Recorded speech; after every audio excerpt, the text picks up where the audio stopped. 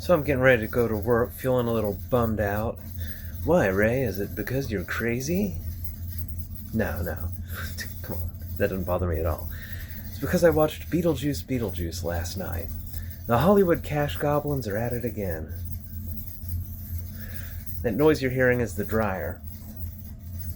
Washing my pillowcase and my sheets because, you gotta stay on top of the filth trying to creep into all of my shit at all times. That does kind of bum me out a little. My nose is still a little stuffy, but at least it's still mostly working. What do I have to say about Beetlejuice? Well, I didn't have high expectations going in. These Hollywood cash goblins, they just got acquitted with this coming back to stuff 20 or 30 years later, like Bill and Ted. Those were such cheerful movies, with good endings. But then you come back like 30 years later, Bill and Ted have just been fucking around. It's really depressing. And the actors, they're just out of gas. So, Beetlejuice. Oh shit, that's 3 times I said it. No, I'm good. Oh yeah, that's just in the movie. That doesn't work in real life. I'm not going to be too harsh. It wasn't the worst movie I've ever seen. I don't know what that would be. But you know what? The time passed, there was stuff happening. I was paying attention to most of it. It was fine, but it wasn't really its own movie so much as a mechanism to convert nostalgia into cold hard cash. So, Lydia Deetz, Winona Ryder, looks exactly the same little spiky hair things, same style of dressing as when she's 15. That immediately makes me fucking sad for the character. It's like, you still look the exact same at 50 and 15. It kind of implies a total lack of personal growth there. But of course, it's to milk the nostalgia. It's like, we need her to be recognizable as the character we're milking the nostalgia out of. Get those hair spikes exactly the same. That's the Hollywood cash goblin talking right there. Beetlejuice, they start... Oh man, I just said it again. I don't think saying it 4 times does anything, though. They start off him being the head of his own bioexorcism company, and it's like, alright, because we know that's what he wanted to do. Good for you living the dream, Beetlejuice. And who's his staff? They're shrunken head people. A whole staff of people with shrunken heads. Why? Because in the first movie, everybody's like, oh, that shrunken head guy, that's funny. Hollywood cash goblins are like, well, if one of them's funny, 13 of them will be fucking hilarious. Put it in there. I feel like there's some sort of God point to be made out of all of this. Like, a story really should end when it ends. It's like burying a body. And a movie like this is like digging up that body and prancing the bones around. And I noticed the guy who played Lydia's father wasn't in the movie, and they did a whole claymation sequence of his death, and I'm like, that's suspicious. Is that guy dead? So of course I asked ChatGPT. And no, he's not dead. He was just arrested on child pornography charges years ago, so he doesn't really do movies anymore. I naively asked, did he turn it down because it's a soulless cash grab? But that's really stupid of me to ask, because that same guy was in Howard the Duck. He's not turning things down for artistic reasons. Now, the Maitlands weren't in the movie. That, Gina Davis, Alec Baldwin, probably because they're too famous to be in that shit. Even though they're supposed to be haunting that house for like 125 years, they found a loophole, apparently. How convenient. But of course they had to replay the Beetlejuice mechanics. They have Winona Ryder and her new boyfriend, soon-to-be husband, go up there to the attic where there's the model. He says Beetlejuice 3 times. They're transported into the model. They have a scary sequence with Beetlejuice. And then she says, home, home, home. Which is what Gina Davis said to get out of there, but there was no reason for her to think that would work. And I don't think they talked about it in Beetlejuice, so like, why would Winona even know to do that? Lydia. Yeah, I get confused. I think I'm God. I get confused a lot, obviously. I don't know, I gotta stop watching these movies where they dig up the corpse of an old movie. Because, they just fucking bum me out. These nostalgia trips. It wasn't a good story. They had this whole plot line with some ex-lover of Beetlejuice coming after him. Didn't really pay off at all. They get to the final scene, she just gets eaten by a sandworm. And here's the thing that bothers me the most about Beetlejuice. Lydia makes a deal with Beetlejuice. If he helps save her daughter from the underworld, then she'll marry him. She even signs a contract. And then at the end, Beetlejuice is defeated and we're supposed to be happy, but I'm not fucking happy.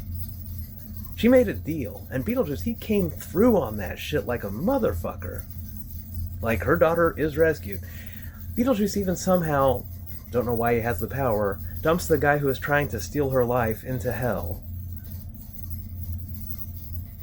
Fully abided by the terms of the contract. But then Lydia's daughter finds a loophole. Oh, you null and voided the contract when you took a living person into the underworld. And it's like, hey, that's fucking irrelevant to the deal. Lydia should have married Beetlejuice.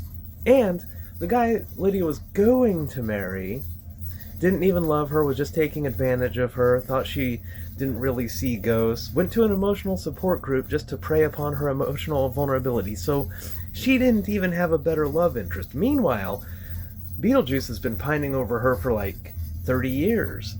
Has a little picture of her. I mean, sure, it's creepy and stalkerish, but I mean, that's as close to love as a ghost demon probably gets.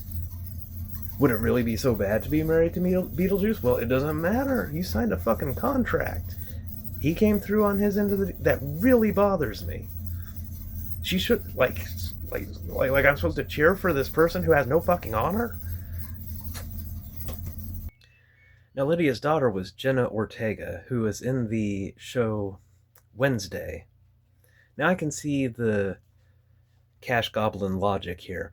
It's like, well, this girl plays Wednesday, which is like a creepy goth kind of thing. She would be excellent as the daughter of Lydia, the goth person. You know, it's the same genre. But I gotta say, Jenna Ortega, she's good in the role of Wednesday because her acting abilities are somewhat limited. Not to sling shades or whatever the kids say.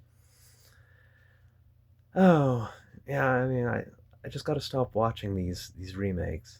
Like they did The Matrix 4, fucking depressing. Bill and Ted, fucking depressing. You know what they do need to make a remake of, or dig back up? Twilight. Show what Edward and Bella are up to like 20 years later. Because that shit would be depressing. And it would help dissuade people from getting into unhealthy fucking relationships. I had to restart the dryer because just going through one cycle won't fully dry sheets and a bedspread. You know who looked great on Beetlejuice? Catherine O'Hare. Lydia's mother. Or stepmother, I guess, in the canon of the movie. She looks better than she did on Schitt's Creek. I wonder if she had some work done. I don't know. At Lydia's father's funeral, you know what they played? Deo. Why? This isn't about consistency, it's about fucking milking that nostalgia. I ever mentioned that nostalgia is buyout? You ever feel nostalgic about shit? That's your brain tricking you. Those times weren't better. Human brains just like shit that's familiar. So, when you're thinking about something getting nostalgic, just try to remember how happy you actually were at that time. And if you really think about it, you'll realize it was roughly as shitty as now, just in a different way. I remember I saw Beetlejuice at the drive-in with my parents. Oh, I was like 8 years old, I think. Somewhere around there. Oh, God. Still sniffly. Maybe it was a better time. I mean, I didn't live in as moldy of an environment back then, for sure. I remember I was up at like 1:30 in the morning, and as a kid, that's like a whole experience, like feeling all loopy and shit coming back from the drive-in. How old is Winona Ryder, like 50 now? I guess if I was 8 and she was like 15, you know, somewhere around there. The movie also didn't really take the rules of its own universe that seriously. At one point, a bunch of the shrunken head guys They escape into the real world, the world of the living, and everyone can see them. According to the rules of Beetlejuice, that shouldn't work. Willem Dafoe is in there. He looks great for his age. He also just goes from the afterlife to the real world. Everybody can see him.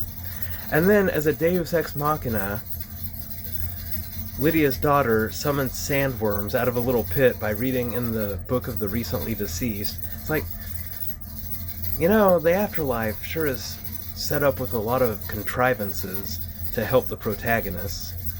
Not really great writing, but then why would there be great writing? All they gotta do is take the things that your brain recognizes and put them in front of you so you go, oh yeah, I remember that. I just gotta, I was gonna say, I gotta commit to stop watching these corpse movies, but if they come up with another one, I'll probably watch that, The end is nigh. Anyway, have a nice day.